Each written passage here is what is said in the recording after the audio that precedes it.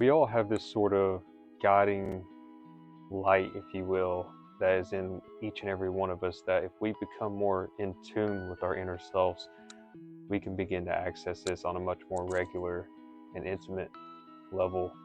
And this is simply is the intuition. How can we use our God-given sort of antenna to our inner self, our spirit, to grow spiritually in life? This is vital, in my opinion, on the spiritual path, because we have so much mind, so much noise, and for many of us, we lead very busy and chaotic lives. And what this basically means, if you don't have a self-care practice, a practice to turn the volume down, turn the speaker, so-called, of your mind on a daily, regular basis, it's going to be very hard to hear that still, small, subtle voice within ourselves that can allow us to really provide guidance on the spiritual path, on the path towards spiritual mastery, self-mastery, and so on and so forth. And what I've come to realize is that through particular ancient practices such as meditation, which is something I speak on a lot because it's that important to be able to disconnect from the external world, to go deeper within yourself, to get to know thyself ultimately. So many of us we go through a whole life, a whole lifetime, a whole lifespan without truly getting to know ourselves on a deeper, more spiritual and intimate level.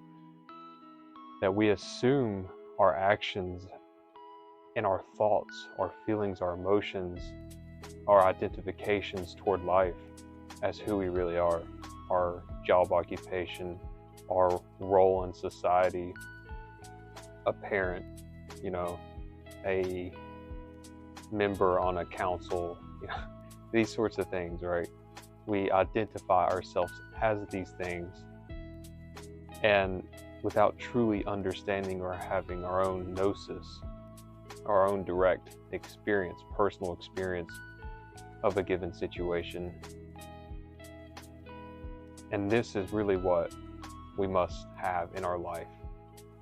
And to be able to cultivate a practice, not only a practice, but a daily activity, a moment-to-moment activity of self-awareness. I speak about this so much is because it's had such an impact on my life. And without having self-awareness, you're going to be consumed by the chaos of your own mind without recognizing the little subtleties, the still small voice, which in my opinion is the language of our spirit. This commonly comes in sort of hunches. A lot of people say, I've got a gut feeling about this. Well, it's an intuition.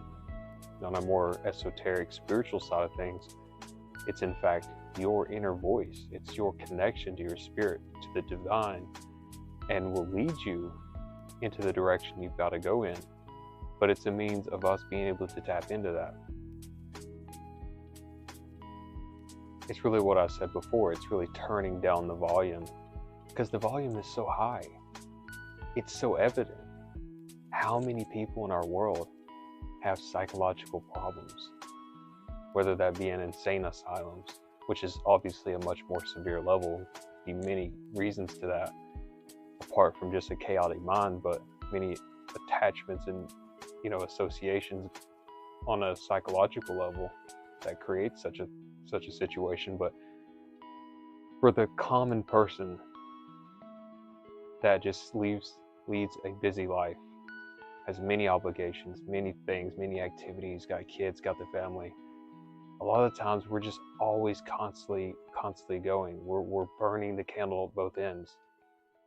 We don't carve out, because it's in my belief and my understanding that we can all find some portion of our day in the 24 hours that we have to truly sit down and be quiet and to observe ourselves.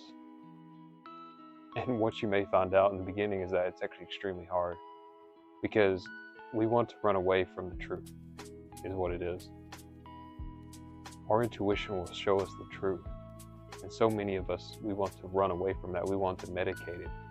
We want to indulge with other things to fill that void of emptiness with stuff, with things of the external world, of external value. And ultimately, this will lead you astray. And this is what we want to move away from. We want to be true with ourselves. We can't lie. We can lie to a family member, a friend, or so on and so forth. We cannot lie to our own inner divinity. Our being is always watching. And this may make you feel uncomfortable, very unsettling, but the truth is the truth. And even if you want to look at on a more cosmic scale, the divine source is watching everything that we do.